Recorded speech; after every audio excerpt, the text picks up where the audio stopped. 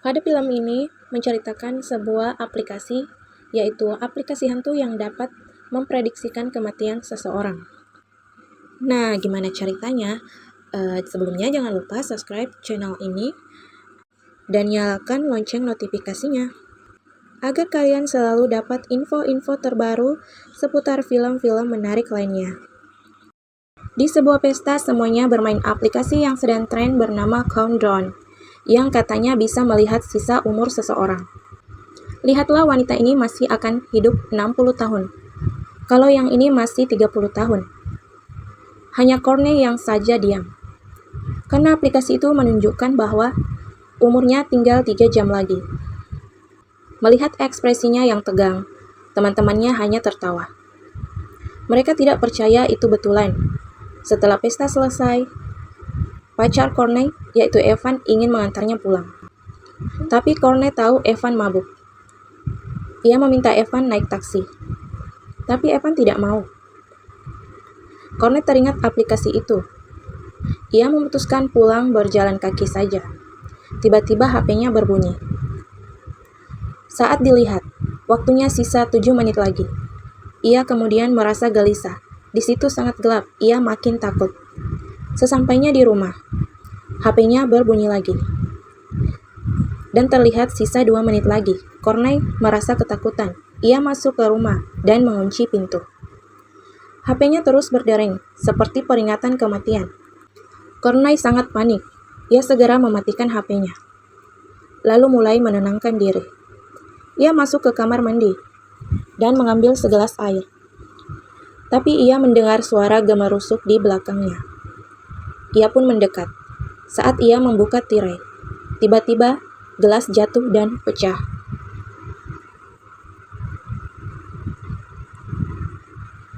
Saat ia jatuh, waktunya menjadi 0. Hidup Courtney selesai.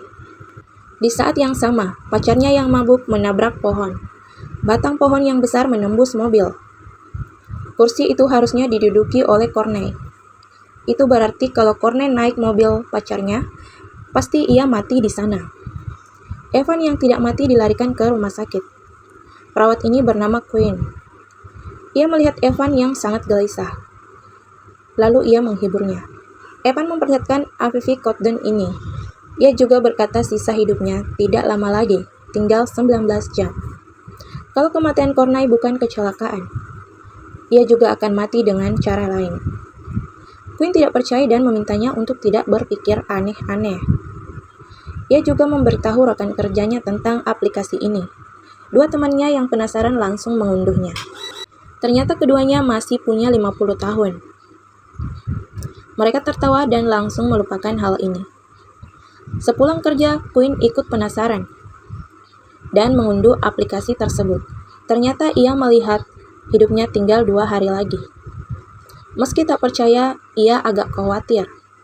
Sementara itu, Evan mau dioperasi. Ia melihat waktu di aplikasi. Masih 3 menit. Jadi maksudnya ia akan mati di ruang operasi. Ia memutuskan untuk pergi dari situ. Tampak sebuah cermin besar. Tidak ada siapa-siapa. Ia segera lari dan bersembunyi di bawah tangga. Tiba-tiba lampunya mati. Lalu HP-nya berbunyi. Saat dilihat, masih 1 menit 29 detik. Saat itu ia mendengar suara langkah kaki. Saat mendongak, ternyata Courtney yang sudah mati. Ia terkejut bukan main. Courtney mendekatinya. Lalu saat masuk di aplikasi kembali menjadi 0. Evan jatuh dari tangga dan mati. Esoknya Quinn dikabari soal kematian Evan. Ia pun sangat heran. Quinn mengambil HP Evan dan memeriksa aplikasi itu. Tapi HP-nya terkunci. Quinn pergi ke kamar mayat, kemudian mengeluarkan mayat Evan. Quinn mengambil jempol Evan untuk membuka HP. Tapi tidak bisa. Tak ada cara lain, ia pun membuka kelopak mata Evan supaya HP mengenali wajahnya, dan kali ini HP-nya terbuka. Ternyata waktu di aplikasi sudah kembali ke angka 0. Quinn kembali ke ruangannya dan melihat sisa waktunya tak sampai 2 hari lagi. Ia sangat khawatir. Saat itu Dr. Sullivan memanggilnya ke kamar pasien. Ia mengira disuruh membantu. Ternyata Dr. Sullivan mulai melecehkannya, bahkan memperkosanya di kamar pasien. Quinn segera mendorong Sullivan sekencang mungkin, tapi posisi Sullivan sangat tinggi. Quinn tidak bisa apa-apa. Lagi pula ia masih punya masalah besar. Quinn mencoba menghapus aplikasi tersebut, tapi gagal. Quinn mulai merasa cemas. Adik Quinn, Jordan, datang dan ingin menginap di sana. Tapi Quinn yang merasa ketakutan tidak ingin membebaninya. Ia mengusir Jordan. Jordan yang bingung pergi dengan marah. Quinn pergi ke toko HP untuk membeli HP dan nomor baru. Ia memeriksa di HP barunya, tidak ada aplikasi itu. Baru saja bernapas lega. Saat Quinn keluar dari sana, HP barunya tiba-tiba berbunyi. Ternyata aplikasi itu terpasang secara otomatis. Di HP-nya, seperti iblis menempel padanya. Di mobil, Quinn melihat waktunya sudah tak sampai sehari lagi. Hatinya sangat kalut. Saat itu ia melihat bayangan hitam di kamera belakang mobil. Saat menoleh, tidak ada apa-apa. Quinn makin curiga, dan tiba-tiba ia pun keluar dari mobil, tapi iblis itu sudah hilang. Pria yang mobilnya tertabrak kemudian marah-marah. Hampir saja ia menghajar Quinn. Seorang pria bernama Matt keluar dari toko, membantu Quinn dan mengusir pria itu.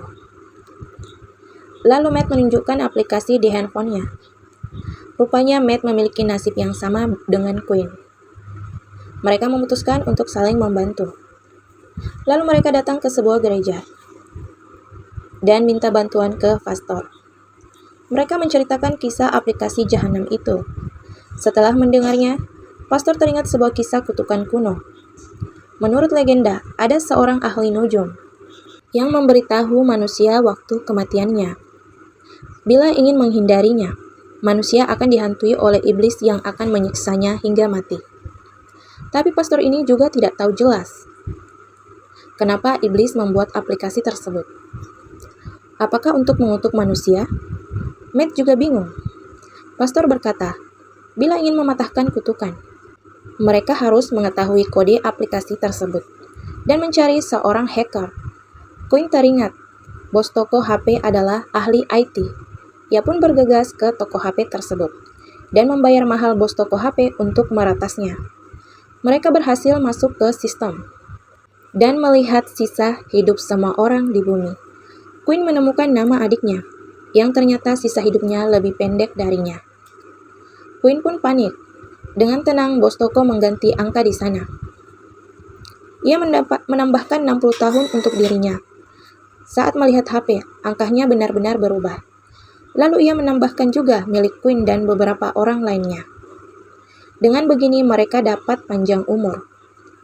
Quinn dan Matt akhirnya merasa tenang. Hubungan mereka semakin dekat. Malamnya saat Quinn tertidur, ia merasa Matt sedang memeluknya. Tapi Matt baru saja masuk ke dalam kamar.